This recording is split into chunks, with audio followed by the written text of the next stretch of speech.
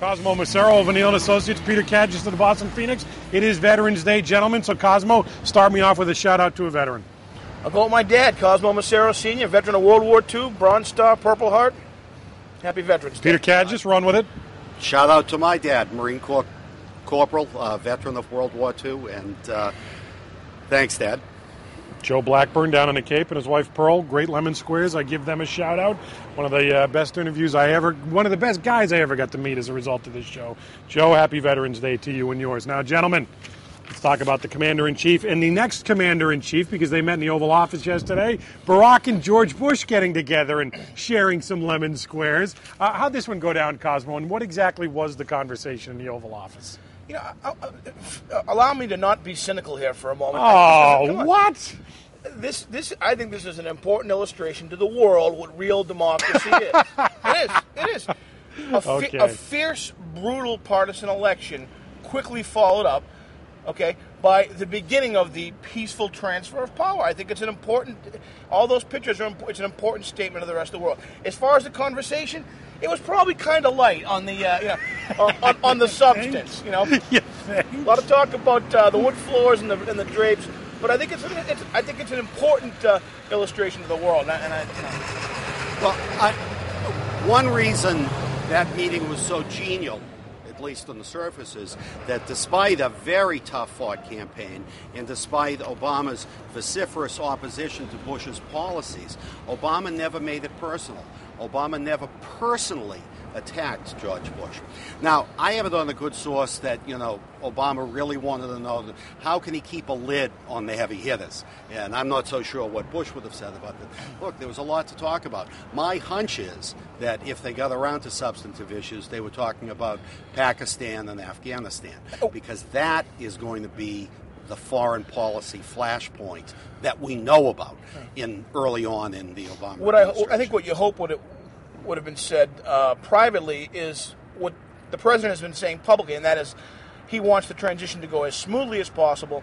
Don't miss a step, don't miss a beat. And I would hope he would have conveyed that to the president-elect very clearly, because it's important. There's no time for a transition to not be smooth in these conditions. Also, during the campaign, there was a lot of talk about meeting with foreign leaders. This, in a way, is a summit of sorts between blue state America and red state America.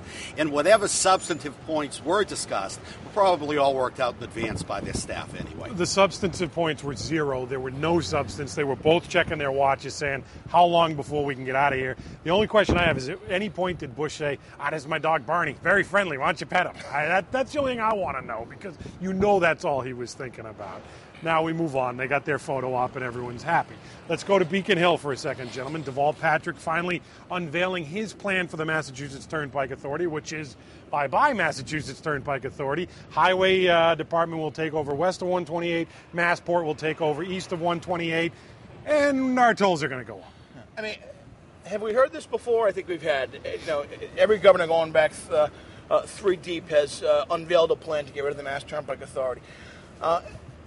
Under this plan, I mean, if you look at the cultural differences between, say, the Massport Authority and the Turnpike Authority, the Port Authority does a nice job running the airport.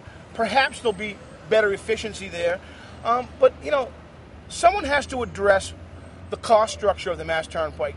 The fact that they spend so much more money, and I know it's a well-maintained road, a well-maintained highway, but that so much more money is spent per mile to maintain it. That's how that's going to be attacked. And if Massport can do that, well, then more Isn't Massport notorious for making sure they get theirs? They cash in their sick days at a higher rate than everybody else. Their unused vacation time. They have the biggest buyouts. Yeah. Where is Massport's pedigree such that you say, you know what, let's give these guys more responsibility? Well, the silence is deafening. Well, the silence is deafening. This is a step in the right direction. I think if I lived in Western Massachusetts, I'd be very, very happy. Because let's face it, those people out west have been shipping dollars back east to us, essentially for the big dig. Somehow I could picture you living in Western Massachusetts, smoking a pipe at Tanglewood, going, here, that James Taylor still brings it. Not necessarily. I'd go for the Who. I'd listen to the symphony. Massport is loaded up with payroll patriots, understood. But you know what? The very serious business of running one of the major international airports in the country is managed pretty darn well. And I think that is a good sign for the management of the Turnpike Authority. This is a good first step to trying to make sense of a pretty senseless situation. I picture you more in like Lee looking for a sandwich at a diner, Cosmo, not so much at Tanglewood or at Lenox at one of the spas, you understand. Oh, that hot stone rub's killing me. I like the seaweed wrap myself. Here you go. I'm more of a Petersham guy. That's Central Mass, not Western. You sound like the mayor. Or Romney, I got an office out west. It's in Worcester. Let's talk about Beacon Hill briefly, gentlemen. I can't let this pass. Diane Wilkerson and the never-ending saga of Diane Wilkerson. The Senate president says she's angry about it. Duvall says, well, kick her out. I'll back you. Diane Wilkerson says, yeah, go ahead and kick me out because I'm not stepping down. And guess what? She's still here. Who's playing who, Cosmo? I think there's some unease and concern about where this investigation is going to go and who else is going to be touched by it. With regard to Diane Wilkerson, what we've seen here over the years is a very steady, slow decline, and most of that stuff was forgivable. And then, man, she went right off the cliff into essentially, and she hasn't been convicted of a crime here, absolute what appears to be serious criminal activity.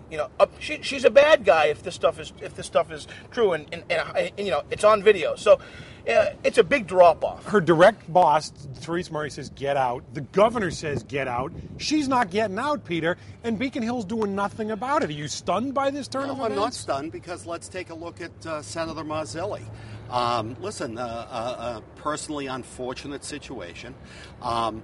I could even understand the Senate not expelling him, but not taking his chairmanship away. Even a token rap on the knuckles for felonious activity, no matter how personally disturbed the person may be. Let's look at the Speaker of the House, who was stonewalling an ethics commission. This is the culture in Beacon Hill, and this is why people are so fed up with it. They are the heavy hitters, the proud offspring of two veterans. Happy Veterans Day to Big C Mac and to Big P Cat as well. Gentlemen, thank you for what you did. We'll see you guys next week.